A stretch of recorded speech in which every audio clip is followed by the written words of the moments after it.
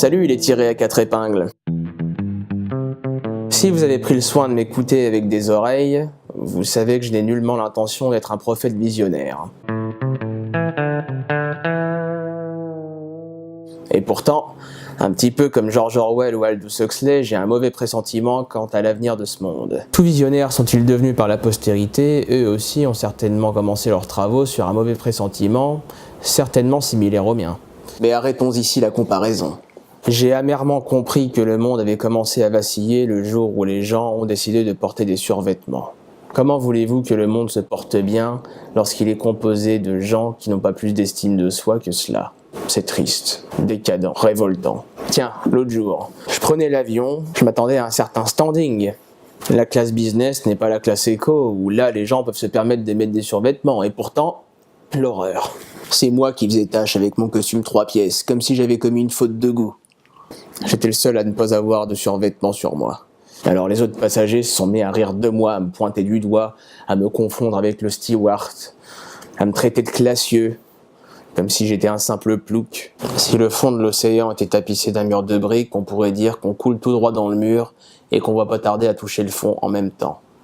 Si tu portes un survêtement là en ce moment en train de te délecter de mes conneries, ou même pire, si tu es au travail en faisant semblant de travailler, fais-moi moins le plaisir de te mettre en slip, ça me dérangera déjà moins. Moi ainsi que tes collègues. Et tu seras toi-même plus à l'aise. C'est bien, il va falloir que tu le sois. Parce que ce qui suit est loin d'être marrant. Quel est l'intérêt de se fringuer comme un sac ? Pour être à l'aise, bien sûr. Mais moi, je ne peux pas me sentir à l'aise si je ne fais pas un minimum d'effort. L'effort vestimentaire étant la quintessence de l'effort. Ça ne reste que mon humble avis. Mais je le vois, je le sens, je le sais. Tout commence par un laisser-aller vestimentaire. Au départ, tu mets un survêtement pour faire du sport. Formidable. Puis tu arrêtes le sport, mais tu gardes le survêtement. On assiste alors, impuissant, au début de la fin. Le survêtement devient une deuxième peau, que tu ne peux plus retirer. Mais tu n'en es pas conscient, tellement tu te sens bien dans ton jogging. À la suite de quoi, tu penseras comme un ensurvêté.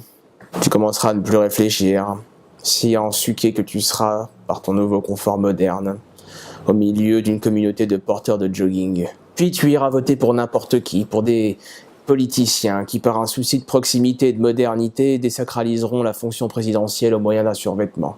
Dès lors, ils commenceront à te dicter des lois, mais tu ne t'en rendras même plus compte. Puis tu te révolteras, parce qu'un autre adidasé influent t'aura demandé de le faire. Puis tu verras ta ville devenir de plus en plus dégueulasse, envahie par des millions de rats énormes qui se nourrissent de jogging rapiécés à force d'avoir été portés.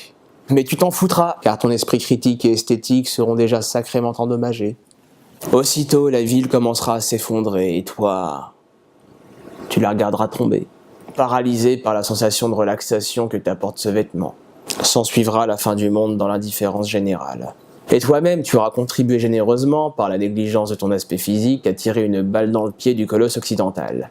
Moi, je résiste. Mon bouclier, je le porte sur moi.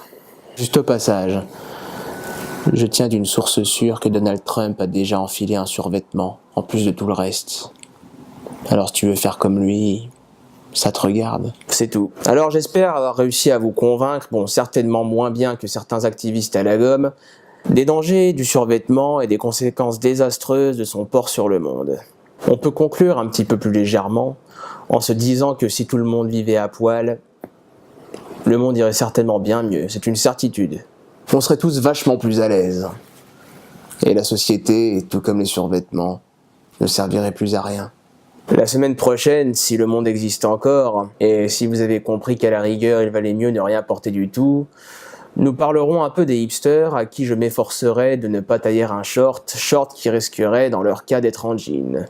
Et puis, si vous n'avez pas laissé votre sens du second degré au vestiaire, vous pouvez vous inscrire. À bientôt les fringants.